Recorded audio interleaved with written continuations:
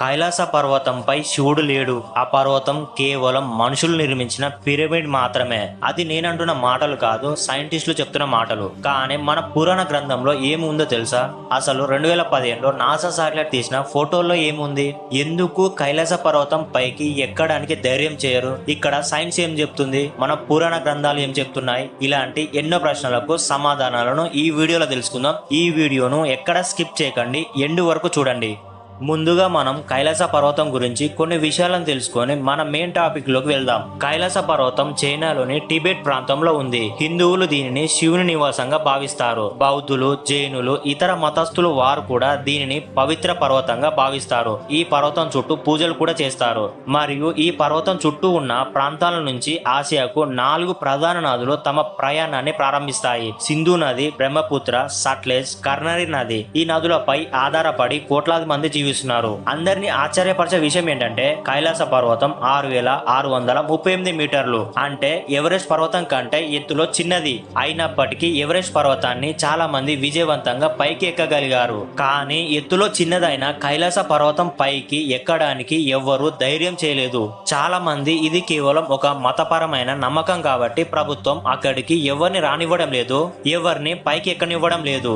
అందుకే ఇప్పటి వరకు కైలాస పర్వతం పైకి ఎవరు ఎక్కలేదు అని అంటున్నారు. కానీ గతంలో కొందరు విదేశీ పర్వతారోహకులు దేవుని నమ్మకుండా తమ ఆధునిక పరికరాలతో పర్వతం పైకి ఎక్కడానికి ప్రయత్నించినప్పుడు ప్రకృతి వారిని ఎలా అడ్డుకుందో తెలిస్తే ఆశ్చర్యం వేస్తుంది. ఆ పర్వతం సగం దూరం వెళ్లేసరికి వాళ్ళ కళ్ళ ముందున్న దారులు సరిగ్గా కనిపించకపోవడం, గుండెలో విపరీతమైన పెయిన్ రావడం, గాలిని పీల్చుకోవడంలో ఇబ్బంది రావడం, పర్వతంపై దిక్చూసి పనిచేయకపోవడం, చేతిగోర్లు వేగంగా పెరగడం లాంటి విషయాలను వారు నోటీస్ చేశారు. ప్రాణాలను కాపాడుకోవడం కోసం పర్వతం ఎక్కడం స్టాప్ చేసి మధ్యలోనే రిటర్న్ వచ్చేశారు. అయితే ఇక్కడ సైంటిస్టులు ఏం చెప్తున్నారు అంటే కైలాస పర్వతంపై వాతావరణం డిఫరెంట్ గా ఉంటుంది. సమయం కూడా వేగంగా గడుస్తుంది. అక్కడ స్ట్రాంగ్ మ్యాగ్నెటిక్ ఫీల్డ్ ఉంటుంది కాబట్టి దిక్సూచి పనిచేయడం లేదు అని అంటున్నారు. కానీ మన పురాణ గ్రంథాలలో ఏముందో తెలుసా?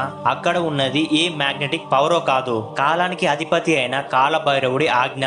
శివపురాణం ప్రకారం ఆయన అనుమతి లేకుండా ఆ పర్వతంపై అడుగు పెడితే కాలభైరవుడి శాపం వల్ల మనుషుల ఆయుష్ క్షణాలలో కరిగిపోతుందంట.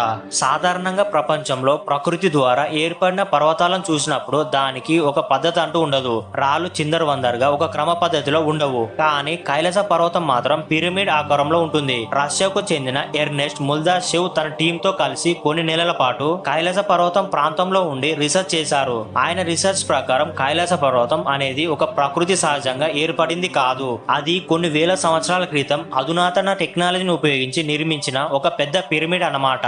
ఆ పర్వతం యొక్క 4 ముఖాలు సరిగ్గా తూర్పు, పడమర, ఉత్తర, దక్షిణ దిక్కులుగా సమాంతరంగా ఉన్నాయి. అంతేకాదు ఈ పెద్ద పిరమిడ్ చుట్టూ వందల సంఖ్యలో ఉప పిరమిడ్లు కూడా ఉన్నాయి అని, వాటి అన్నిటికీ కైలాస పర్వతమే మెయిన్ కంట్రోల్ సెంటర్ అని ఆయన చెప్పారు. కానీ మన స్కంద పురాణం ప్రకారం ఇది మనుషులు కట్టిన ఒక పిరమిడ్ కాదు, శివుని యొక్క నివాసం అని, అక్కడ శివుడు తన కుటుంబంతో ఉన్నాడు అని చెప్తున్నాయి. పర్వతం 4 వైపులా బంగారం, వజ్రాలు, మాణిక్యాలతో మెరుస్తుంటాయంట. కానీ శివుని యొక్క మాయ వల్ల మనలాంటి సాధారణ మనుషుల కంటికి అది కేవలం ఒక నల్లటి రాయిలా, పర్వతంలా మాత్రమే కనిపిస్తుంది అంట. అలాగే కైలాస పర్వతం దక్షిణాన 2 సరస్సులు ఉంటాయి, మానస్ సరోవర్, రాక్షస్ తాల్. ఇక్కడ వింతైన విషయం ఏంటంటే మానస్ సరోవర్ సరస్సులో ఉన్న నీరు మంచినీరు, అదే రాక్షస్ తాల్ సరస్సులో ఉన్న నీరు ఉప్పు నీరు. దీనికి కారణం సైంటిస్టులు ఏం చెప్తున్నారు అంటే మానస్ సరోవర్ సరస్సులోకి హిమాని నాదాలు కరిగి మంచినీరు నిరంతరం అందులో కలుస్తుంది అంట. అదే రాక్షస్ తాల్ విషయానికి వస్తే అందులో మంచినీరు కలిసే శాతం చాలా తక్కువగా ఉంటుంది అని, అందుకే అందులో ఉన్న నీరు ఉప్పుగా ఉంటుంది అని సైంటిస్టులు చెప్తున్నారు. చాలా మంది ప్రజలు మానస్ సరోవర్ ని పవిత్రంగా భావిస్తారు, ఎందుకంటే బ్రహ్మదేవుడు మానస్ సరోవర్ ని నిర్మించారు అని ఇప్పటికీ ప్రజలు నమ్ముతారు కాబట్టి. రాక్షస్ తాల్ సరస్సు గురించి ఒక ఆసక్తికరమైన కథ ఉంది. రావణాసుడు శివుని దర్శనం కోసం ఈ ప్రాంతంలో కఠినమైన తపస్సు చేశాడు అని, అందుకే ఈ సరస్సుకు రాక్షస్ తాల్ అనే పేరు వచ్చిందని నమ్ముతారు. 2015లో నాసా శాటిలైట్ తీసిన ఫోటోలను పరిశీలించి కైలాస పర్వతం చుట్టూ ఉన్న ప్రాంతం భౌగోళికంగా ప్రత్యేకమైందని గుర్తించారు. ఎందుకంటే లక్షల సంవత్సరాల క్రితం Bharat tectonic plate, Eurasian plate ఢీకొనడం వల్ల హిమాలయాలు ఏర్పడ్డాయి. ఆ ప్రభావంతోనే ప్రపంచంలోనే అత్యంత ఎత్తైన టిబెటియన్ పీఠభూములు ఏర్పడ్డాయి. ఆ తరువాత వేల సంవత్సరాల పాటు ఆ ప్రాంతంలో భారీ మంచు ఉండిపోయింది. ఆ మంచు కరిగిపోవడం వల్ల సరస్సులు, నదులు ఏర్పడ్డాయి. అంటే కైలాస పర్వతం ఒకటే ప్రత్యేకం కాదు, దాని చుట్టూ ఉన్న ప్రాంతాలు కూడా ప్రత్యేకమైనవిగా రీసెర్చర్స్ గుర్తించారు.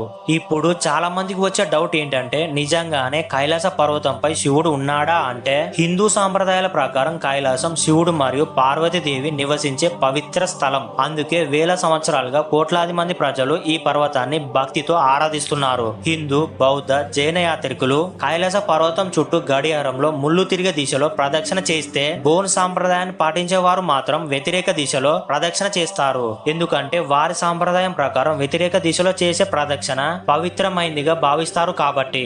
అందుకే ఈ రోజుకి కైలాస పర్వతం చుట్టూ వివిధ సంప్రదాయాలకు చెందిన యాత్రికులు వేరువేరు దిశలో ప్రదక్షిణ చేయడం కనిపిస్తుంది. అంతలా అన్ని మతాల వారు కైలాస పర్వతంను భక్తితో ఆరాధిస్తారు. కానీ శాస్త్రవేత్తల ప్రకారం కైలాస పర్వతంపై ఇప్పటి వరకు శివుడు అక్కడ భౌతికంగా ఉన్నాడు అని నిరూపించే ఆధారాలు లేవు. అయితే శివుడు అక్కడ లేడు అని నిరూపించే ఆధారాలు కూడా లేవు. ఎవరైతే సైన్స్ నమ్ముతారో కైలాస పర్వతం ఒక పిరమిడ్ లా కనిపిస్తుంది. ఎవరైతే పూర్వీకుల గ్రంథాలను నమ్ముతారో కైలాస పర్వతం శివుని నివాసంలా కనిపిస్తుంది. అందుకే ఈ ప్రశ్నకు రెండు సమాధానాలు ఉన్నాయి. ఏది నిజం అనేది ప్రతి వ్యక్తి తన నమ్మకాల మీద ఆధారపడి ఉంటుంది.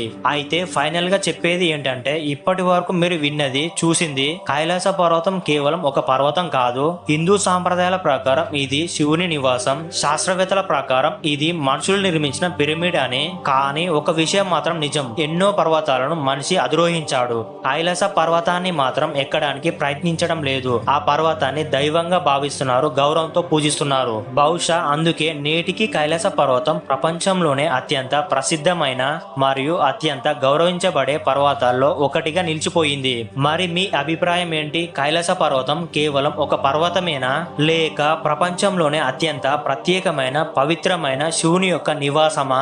మీ అభిప్రాయాన్ని కామెంట్ చేయండి. నెక్స్ట్ వీడియోలో మళ్ళీ కలుసుకుందాం.